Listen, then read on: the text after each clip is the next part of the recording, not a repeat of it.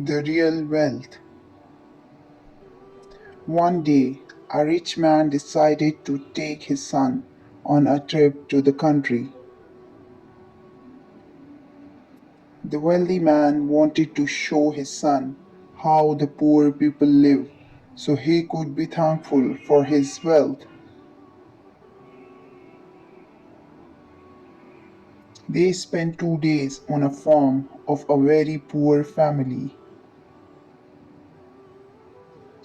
On their way home, the rich man asked his son, "How was our trip with this poor family and what did you learn?"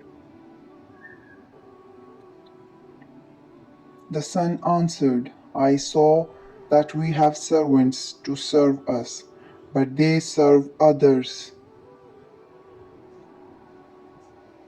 We have one dog and they have four. We have imported lanterns in our gardens and they have stars at night. We buy our food but they grow theirs. We have a big pool in our garden but they have creek that has no end.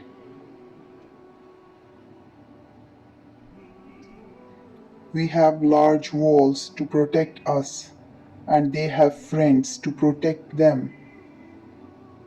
Finally, the son added, "Thanks, Dad, for showing me how poor we are."